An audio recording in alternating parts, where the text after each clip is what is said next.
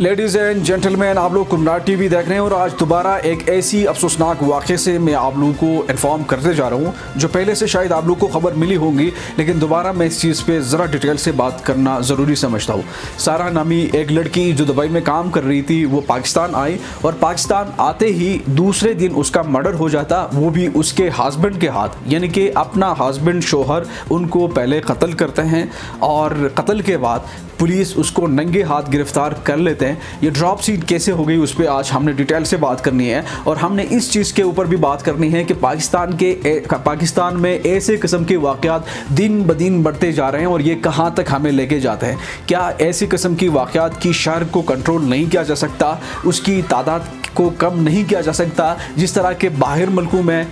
तरक्की याफ्ता मुल्कों में ऐसी किस्म की वाक़यात की शर बहुत ज़्यादा कम होती है और वो क्यों होती है, उस सारी चीज़ों पे हमने बात करनी है। आप लोग को बताते चलूँ कि सारा इनाम नामी लड़की जो दुबई में काम करती, वो पाकिस्तान में आ गई और अपने हस्बैंड के घर पहुँच गई। पहुंचने के बाद फिर जब उनको ख़बर हुई कि उसका अपना ख़रीदा हुआ मर्सिडीज गाड़ी उसके हस्बैंड ने उसको बताए बिना अपने नाम कर लिया था, तो इस चीज़ को लेके उनके बीच में कुछ नाचाकी पैदा हो गई। उनके दरमियान कुछ चीज़ें तेज़ हो गई। तो उसके बाद फिर दूसरे दिन दोबारा जब जुम्मे के दिन ये चीज़ें इतना शिद्दत इख्तियार कर गई कि लड़ाई झगड़े के बाद खूनरेज़ी तक बात चली गई थी। तो खूनरेज़ी के बाद जब शोहर, सारा इनाम का शोहर जो शाहनवाज़ आमिर हैं, उन्होंने अपने वाइफ के ऊपर डंबल से उसके सर को हेड किया और इस हेड करने के बाद वो बेहोश पड़ गई। बेहोशी की हालत में वो इसको घसीट के बाथरूम के टब तक लेके गए। बेहोशी की हालत में उसको वहाँ उन्होंने छोड़ दिया, टब में डाल दिया और इसके बाद उसके ऊपर पानी छोड़ दिया। पानी छोड़ने के बाद वो गड़गड़ा के वहाँ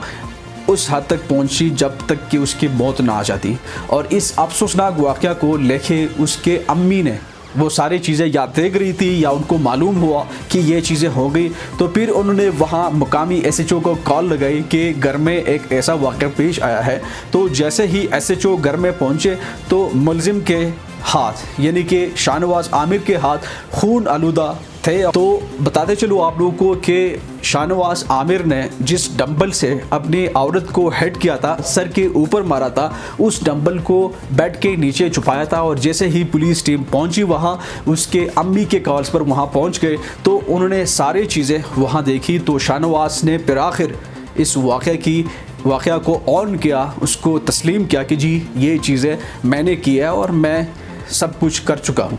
तो आप लोग को बताते चलूँ कि ये कहानी जो हम इस डिस्कशन कर रहे हैं, ये सिर्फ इस एक कहानी तक ही महदूद नहीं है, बल्कि हमारे मुल्क में ये आए रोज़ का वाक़या होता है। आए रोज़ की ड्रॉप सीन, कत्ल, ऑनर किलिंग और घरेलू तशद्दुद के वाक़यात, जिसको आप लोग पहले से जानते हैं कि हमारे मुल्क एक सर्वे के मुताबिक दुनिया का दूसरा बदतरीन मुल्क बन गया है, जो औरतों के लिए, जो ऐसी लड़कियों के लिए जो पाकिस्तान में रहते हैं, फ़ीमेल्स के लिए दूसरा बदतरीन मुल्क करार दिया गया है।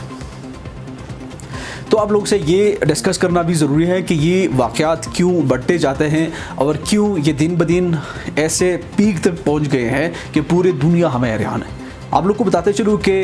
अगर आपके इंसाफ प्रोवाइड करने वाले इदारे जो ऐसे वाक़यात को इस तरह डील करें कि जिसको देख के हंसी आए रोज़ कातिल को 302 केसेस में लोगों को अंदर किया जाए और दूसरे दिन उसको बाहर किया जाए, तो ऐसे किस्म की चीज़ें हमारे सामने जिसको हम झेल रहे हैं, ये होना मेरे ख्याल में कोई बड़ा काम या कोई हैरानकुन बात फिर नहीं होंगे। जब हमारे सिक्योरिटी इदारे, जब हमारे पुलिस ऐसे किस्म के मामलात में लाखों रुपए रिश्वत ले रही हो, बदकिस्मती से मुझे कहना पड़ता है, सॉरी टू से दिस, बहुत सारे ईमानदार ऑफिसर भी होते हैं, लेकिन बहुत सारे लोग ऐसे भी हैं जो ऐसे किस्म की वाक़यात तक मुंतज़िर रहते हैं, इंतज़ार करते हैं, लेकिन जैसे ऐसे किस्म की वाक़यात पेश होते हैं तो उन्होंने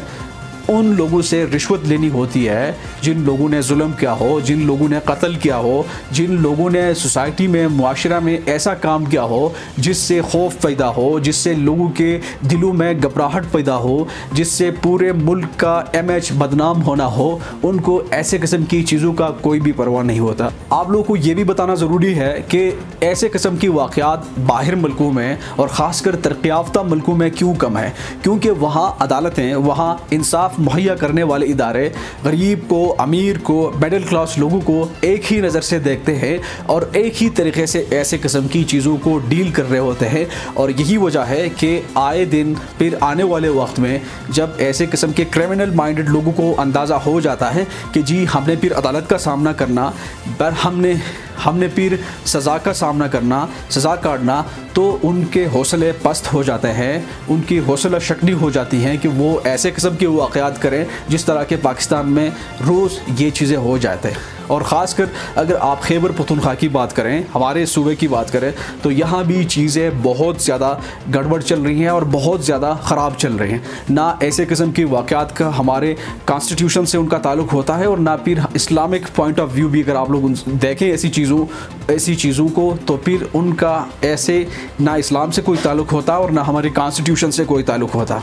तो कहने का मकसद ये है कि अगर हमारे मुल्क में पॉलिटिकल इंस्टेबिलिटी, सियासी अदम इस्तेकाम ऐसा ही रहे जिस तरह के पास्ट कुछ डेकेड से, पास्ट 75 साल से चलते आ रहा है, तो ये चीज़ें ऐसे इदारों को उनके ऊपर वाच डॉग का काम करना, उनको ठीक करना, ऐसे इदारे जो इंसाफ प्रोवाइड कर रहे होते हैं, ऐसे इदारे जो हर शहरी को उन्होंने सिक्योरिटी देनी होती है, वहाँ फिर वो बेबस रह जाते हैं। क्योंकि हर शहरी जब टैक्स पेयर होता है, जब उन्होंने टैक्स देनी होती है, तो ये उनका बुनियादी हक़ बन जाता कि रियासत उनकी हिफाजत करे, उनकी जान की हिफाजत करे, उनकी माल की हिफाजत करे। लेकिन हमारे मुल्क में क्या आप लोगों को देखने को मिलता है, हमारे मुल्क में सियासी अदम इस्तेकाम के साथ साथ हमारी मईशत, हमारी फाइनेंशियल क्राइसिस को जब आप देखें, हमारे मुल्क दिवाला होने जा रहा है। वो भी इसलिए कि चंद माफिया के ख़ानदान, चंद ऐसे लोग जो एक किस्म के इंतशार किस्म की सियासत हमारे मुल्क में लेके आए हैं,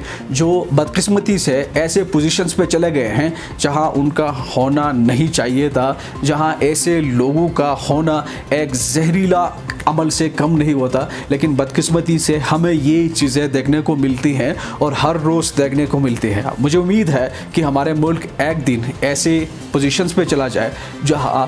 हर शहरी को इंसानी हुकूक की पामाली नज़र ना आ जाए, जहां हर शहरी को उनके वो बुनियादी हुकूक, जिसको एजुकेशन कहा जाता है, जिसको हेल्थ कहा जाता है, और उससे भी सबसे बड़ी बात यह कि उनकी जान को ख़तरा हो, वो ऐसी किस्म की सिचुएशन से बाहर निकले और ये रियासत करें। तो हमें उम्मीद है, हमें इंतज़ार है उसी दिन का। बहुत ज़्यादा शुक्रिया, थैंक यू सो मच। दीजिएगा मुझे इजाज़त, टिल नेक्स्ट।